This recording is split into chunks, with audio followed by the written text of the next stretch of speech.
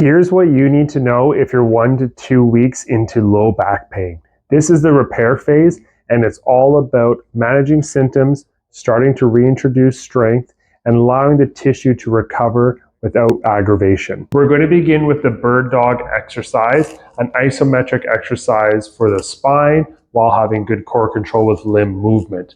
For each exercise that I go through in this video, I'll show you the main exercise.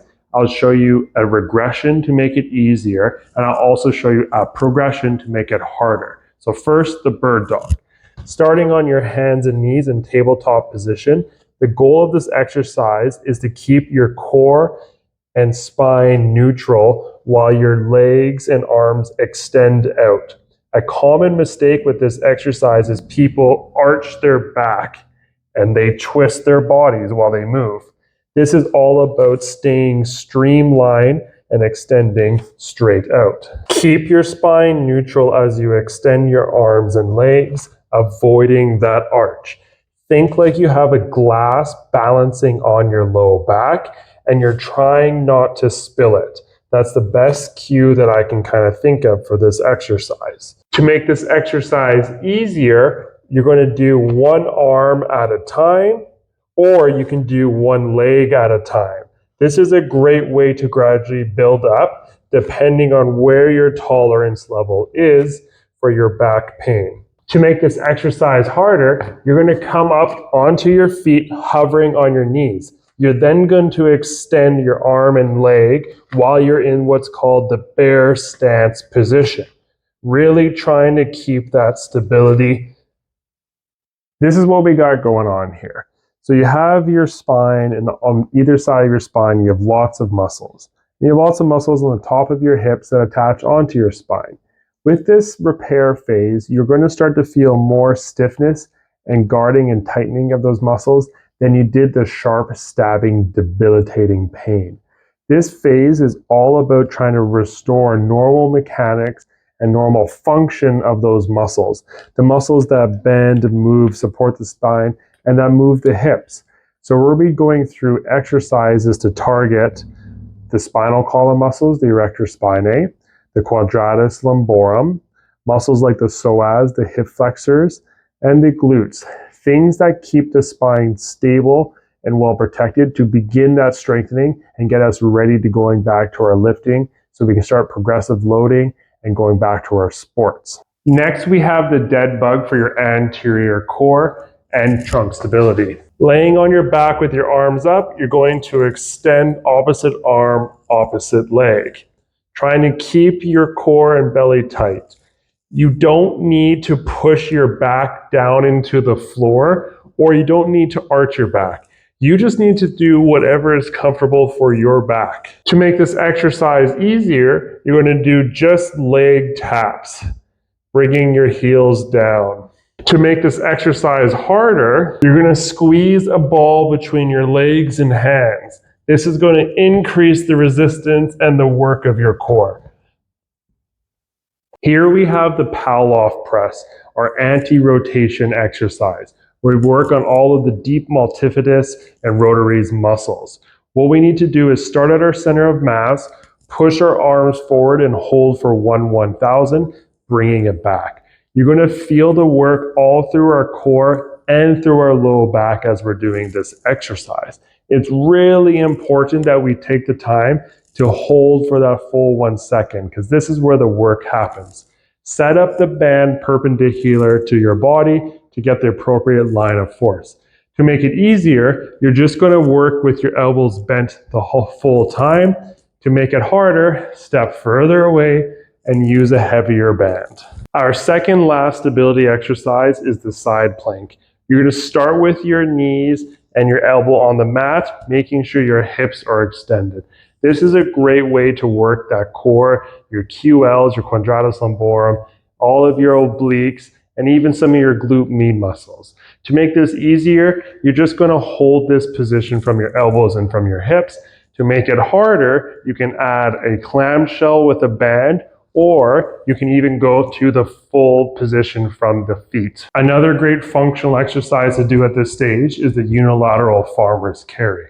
This is a really great exercise because it trains you to keep your body upright while you're holding a load in your side.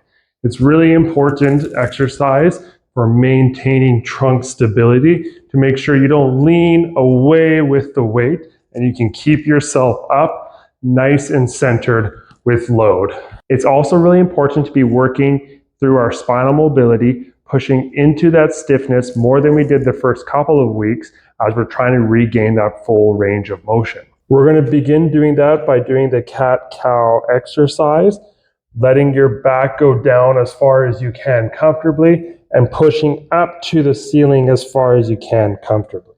If you're feeling the stiffness in your low back, try initiating the movement with your lumbar spine or your low back first and then following with the thoracic spine. Initiate the movement with your low back first and then follow the movement with your thoracic spine. This will help to make sure that you're getting the full spinal mobility and not just getting good at moving what you're already good at moving. Next, we're going to work on some prone presses to really regain that full spinal extension. The further your arms are out from your body and pressing up, the easier because the less extension acquired. The closer in and pushing up, the harder because the further you're going to push into that extension. It is really important to make sure your glutes are relaxed and your low back is relaxed. It's only your arms doing the work of pushing you up and controlling you down. Pressing you up, breathe out, breathe in on the way down. Now we have the thread the needle exercise where we're going to really work on that rotation of our spine. You're going to reach through and open your chest up to the ceiling as best as you can. Rotate through and open up to the ceiling. It's really important that you use your chest as your guide and not your arm, and you start reefing back on your arm as far as you can.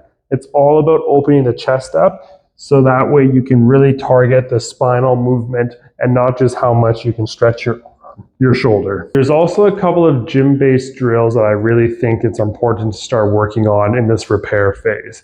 One of them is just trying to restore that normal hinge motion with the dowel. You don't really need to be using much weight or anything right now, but really emphasize on getting able to stick your butt back as far as you can until you feel that hamstring stretch, and then making sure that you drive your hips through without lifting your back. Working on a good hinge at this stage is really critical because it's such a foundational movement to all of our exercises and daily activities. Starting to train your lats as soon as you can is so great to add in this repair phase because it gives your back the strength and confidence to start integrating your hinging motions and building your foundation to progressive overload towards deadlifts and bent over rows.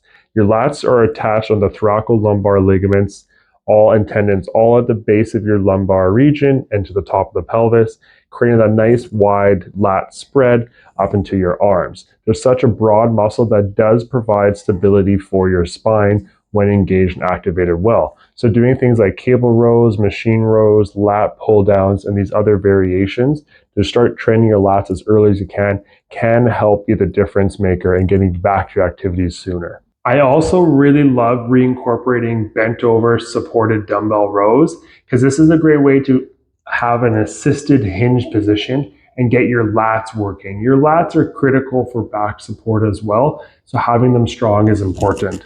Being in that supported bent over position with a good core engagement is excellent to get your body comfortable with that movement again as you work on your dumbbell row.